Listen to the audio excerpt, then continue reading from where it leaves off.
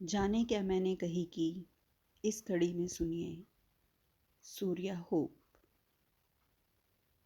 संजना का उसके साथ एक अलग ही रिश्ता था, क्योंकि संजना के जीवन में होने वाली हर एक चीज़ पर उसी का नियंत्रण था। जब कोई बात संजना को अच्छी लगती तो वह सोने से पहले बिग स्माइल के साथ उसे थैंक यू कहती, और जो बात संजना को अच्छी नहीं लगती उसे वह उसकी मर्जी मानकर स्वीकार कर लेती। बात 2013 की है। जून का महीना था और सभी स्कूलों में गर्मी की छुट्टियां शुरू हो चुकी थी। हर वर्ष की तरह इस वर्ष भी संजना के परिवार का छुट्टियों में घूमने का प्रोग्राम बना और 13 जून की सुबह संजना परिवार के सदस्यों के साथ अपने गंतव्य की ओर रवाना हुई।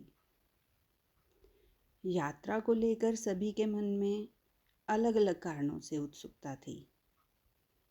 बुजुर्ग सदस्य इस बात के लिए उत्सुक थे कि वे धार्मिक स्थल की यात्रा करके आएंगे, तो बच्चे पहाड़ और उन पर जमी बर्फ को देखने के लिए उत्सुक थे।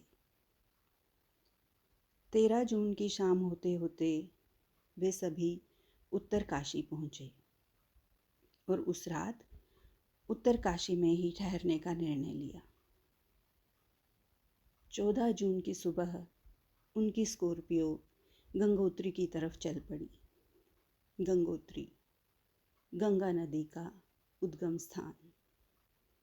ऊंचे पहाड़ों व संकरे रास्तों से गुजरते हुए गंगोत्री पहुंचने में उन्हें लगभग शाम ही हो गई थी।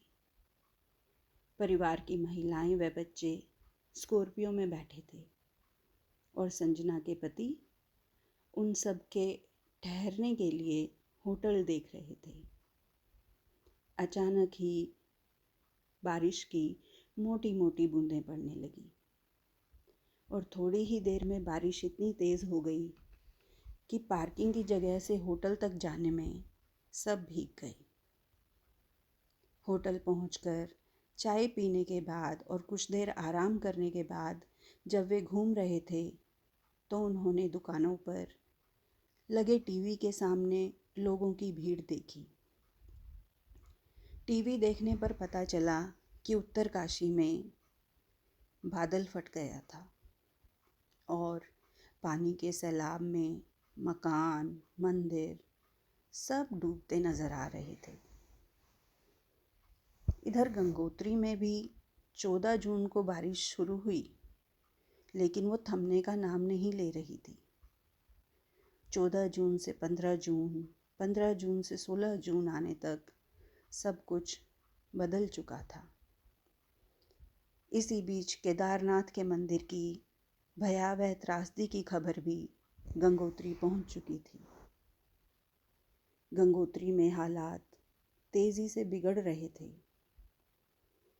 तेज बारिश के कारण सड़क का काफ़ी हिस्सा जगह जगह पानी के साथ बह चुका था।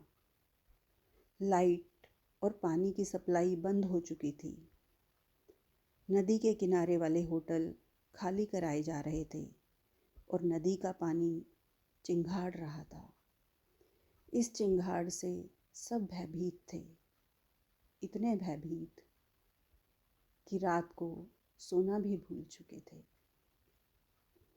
गंगोत्री का प्रशासन उन्हें गंगोत्री छोड़ हर्षिल जाने के लिए कह रहा था। संजना भी परिवार के सदस्यों के साथ ज़रूरी सामान, दवाइयाँ आदि लेकर पैदल ही हर्षिल की ओर चल पड़ी। रास्ते में धराली में पहुंचकर टूटी हुई कारें, टूटे हुए शीशे, पत्थरों से भरी कारें खड़ी थी। ये वही पत्थर थे जो तेज बारिश के पानी में बह कर आए थे। इसके बाद क्या हुआ? क्या संजना सकुशल घर पहुंची? जानने के लिए इंतज़ार कीजिए सूर्य होप भाग दो।